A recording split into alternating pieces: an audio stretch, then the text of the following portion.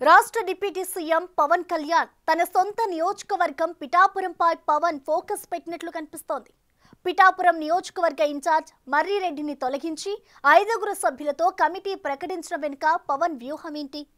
పిఠాపురంను సొంత నియోజకవర్గంగా మార్చుకుంటారని ఇప్పటికే ప్రకటించిన పవన్ అందుకు తగ్గట్టుగా అడుగులు వేస్తున్నారా? నియోజకవర్గంలో జరుగుతున్న కొన్ని పరిణామాలపై పవన్ అసంతృప్తిగా ఉన్నారా? ఆ పరిణామాలతో విసుగుపోయిన పవన్ 5 మ్యాన్ కమిటీని ప్రకటించారా? ఓవైపు వర్మ నుంచి వస్తున్న అడ్డంకులను అధిగమించేందుకు వర్మ దూకుడుకు చెక్ పెట్టేందుకు మాజీ ఎమ్మెల్యే దొరబాబును పవన్ రంగంలోకి దించారా? అసలు జనసేనాని వ్యూహం ఏంటి?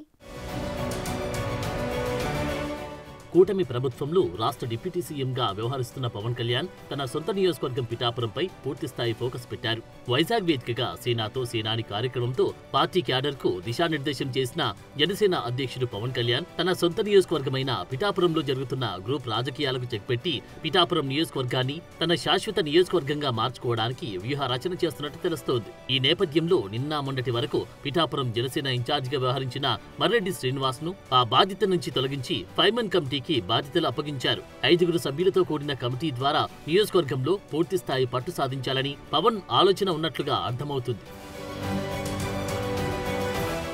పవన్ బాధ్యతలు అప్పగించిన కమిటీలో ఎంపీ ఉదయ్ భాస్కర్, మాజీ ఎమ్మెల్యే పెండం దొరబాబు, కాకినాడ జిల్లా అధ్యక్షుడిగా కూడా చైర్మన్ గా కూడా వ్యవహరిస్తున్న తుమ్మల బాబు, మర్రెడ్డి శ్రీనివాస్, ఎమ్మెల్సీ హరిప్రసాద్ లో మెంబర్ గా ఉన్నారు. అసలు ఎంత హడావిడిగా పవన్ 5 మెన్ కమిటీని ఎవరికి ఎటువంటి ఇంటిమేషన్ కూడా లేకుండా ప్రకటించడం వెనుక వ్యూహం ఏంటనే చర్చ నడుస్తుందట. 5 సభ్యుల కమిటీ కూడా పవన్ ఏం చేయాలనుకుంటున్నారు? రాజకీయంగా పిఠాపురంలో పార్టీ బలోపేతానికి 5 సభ్యుల కమిటీ ద్వారా పవన్ కార్యాచరణ సిద్ధం చేశారు అనే టాక్ నడుస్తుంది. నియోజకవర్గంపై పవన్ ఫోకస్ చేయడానికి కారణాలు లేకపోలేదనే చర్చ నడుస్తుందట. నియోజకవర్గ స్థాయిలో మర్రెడ్డి శ్రీనివాస్ ని ఇన్ఛార్జిగా నియమించారు పవన్. అయితే నియోజకవర్గంలో పరిస్థితులు, రాజకీయంగా పార్టీ బలోపేతం, ఇష్యూలను డీల్ చేయడంలో మర్రెడ్డి సక్సెస్ కాలేకపోయారనే టాక్ పార్టీలో ఉందట. అందుకు క్షేత్రస్థాయిలో చోటు చేసుకుంటున్న పరిణామాలను కూడా పార్టీ నేతలు చెబుతున్న పరిస్థితి. నియోజకవర్గంలోని సమస్యలపై ప్రజల నుంచి వచ్చే వినతులు పవన్ వద్దకు సరైన రీతిలో డీల్ చేయడం లేదన్న విమర్శలున్నాయి. తాజాగా మత్స్యకారులు పిఠాపురం నియోజకవర్గంలోని పవన్ కళ్యాణ్ ఇంటి వద్ద ధర్నాకు దిగడం రాష్ట్ర వ్యాప్తంగా చర్చనీయాంశంగా మారింది. పిఠాపురం నియోజకవర్గంలోని చెరువులు, మట్టి తవ్వకాలకు సంబంధించి జనసేన నాయకులు కొట్టుకోవడం, ఇసుక అక్రమ రవాణా విషయంలో నేరుగా టీడీపీ ఇన్ఛార్జ్ వర్మ అవినీతి జరుగుతుందంటూ ప్రెస్ మీట్ నిర్వహించడం, ఇలా పిఠాపురం నియోజకవర్గం పలుమార్లు వార్తల్లో నిలవడానికి స్థానిక నాయకత్వం సక్రమంగా లేకపోవడమే కారణమన్నట్లు పవన్ గ్రహించినట్లుగా జనసేన క్యాడర్లు చర్చ జరుగుతుందట. ఈ ఇష్యూలే కాకుండా నియోజకవర్గంలో 2-3 వర్గాలుగా ఉన్న నాయకులను సమన్వయం చేయడంలో, అభివృద్ధి కార్యక్రమాలు ముందుకు తీసుకెళ్లడంలో ఇన్ఛార్జిగా వ్యవహరిస్తున్న వ్యక్తి శ్రద్ధ చూపడం లేదని పవన్ దృష్టికి వచ్చిందట.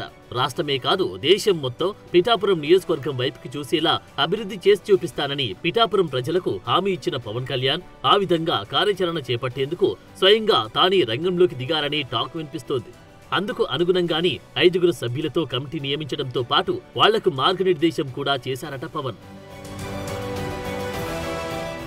5 మెన్ కమిటీ ద్వారా నియోజకవర్గంలో జనసేనలో గ్రూప్ రాజకీయాలు లేకుండా చేయడమే పవన్ ప్రధాన లక్ష్యంగా పవన్ వ్యవహారచన చేస్తున్నారట.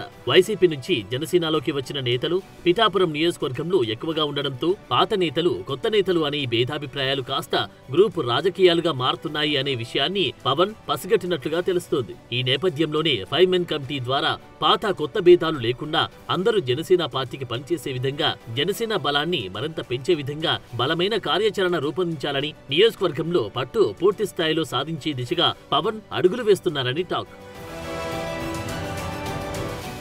అయితే ఈ 5 మెన్ కమిటీలో వైసీపీ నుంచి జనసేన తీర్థం పుచ్చుకున్న పిఠాపురం మాజీ ఎమ్మెల్యే పెండం దొరబాబును పవన్ నియమించడం చర్చనీయాంశంగా మారింది. దీని వెనుక పెద్ద స్కెచ్ ఉన్నట్లు పార్టీ నేతలు చెవులు కొరుకుంటున్నారట. ఒక పక్క పిఠాపురం టీడీపీ ఇన్ఛార్జ్ మాజీ ఎమ్మెల్యే వర్మ జనసేన నాయకుల కంటే తానే బలవంతుడని చూపించే ప్రయత్నం ప్రతిసారి చేస్తున్నారు. అన్ని విషయాల్లోనూ వర్మదే పై చేయిగా ఉండాలని వ్యూహాలు రచిస్తున్న వర్మకు చెక్ పెట్టాలంటే వర్మకు కొరకరాని కొయ్యగా చిరకాల ప్రత్యర్థిగా ఉన్న పిఠాపురం నియోజకవర్గం మాజీ ఎమ్మెల్యే పెండం దొరబాబును రంగంలోకి దించారనే చర్చ నడుస్తుందట. వర్మ ప్రతివ్యూహాన్ని రచించే పెండెం దొరబాబు రాజకీయాలను హూందాగా చేస్తారనే నమ్మకం పవన్ కి కలిగిందట. పిఠాపురం నియోజకవర్గంలో జరిగే కూటమి పంచాయతీల విషయాల్లో కూడా అనేక మంది నాయకులు కార్యకర్తలు పెండెం దొరబాబు వెనుక ఉండడం గమనార్హం. ఆ క్రమంలో నియోజకవర్గంలో జనసేన బలోపేతానికి అవసరమైన కార్యాచరణను రూపొందించే విధంగా కీలక బాధ్యతలు పెండెం దొరబాబుకు పవన్ అప్పగించినట్లు సమాచారం. జనసేనానికి పర్మనెంట్ నియోజకవర్గంగా పిఠాపురంని మార్చేందుకు దొరబాబుని రంగంలోకి దింపినట్లుగా క్లియర్ కట్ గా అర్థమవుతుందని అంటున్నారు.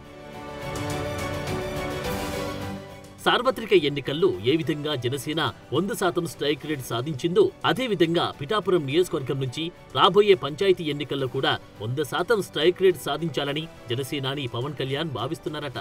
అది జరగాలంటే ప్రతి గ్రామంలోనూ జనసేనకు మెరుగైన నాయకుడు, బలమైన కార్యకర్తలు ఉండాలని, దొరబాబు వెంట వచ్చే నాయకులను ముందు నుంచి జనసేనలో ఉన్న నాయకులను కలుపుకొని ముందుకు వెళ్లే విధంగా నాయకత్వం ఉండాలని కోరుకుంటున్నారట. ఆ క్రమంలో స్థానిక సంస్థల ఎన్నికల్లో పిఠాపురంలో జనసేన సాధించే విజయాన్ని చూసి రాష్ట్రం మొత్తం అభినందించే విధంగా పవన్ భారీ స్కెచ్ వేసి 5 మెన్ కమిటీ ప్రకటించి పెండెం దొరబాబుకు కీలక బాధ్యతలు అప్పగించారనే చర్చ నడుస్తుందట.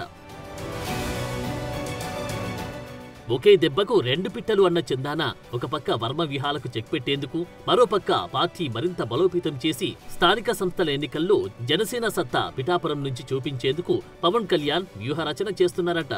అందులో భాగంగానే 5 సభ్యులతో కూడిన కమిటీకి యాక్షన్ ప్లాన్ ఇచ్చి వాటిని క్షేత్రస్థాయిలో అమల్లోకి తీసుకువచ్చారని, ఈ వ్యూహంతో వర్మ దూకుడుకి చెక్ పెట్టడమే కాకుండా పిఠాపురంలో పవన్ సత్తా రాష్ట్రం మొత్తం మరొకసారి చాటేందుకు పవన్ వ్యూహరచన చేస్తున్నట్లు రాజకీయ విశ్లేషకులు అంచనా వేస్తున్నారు.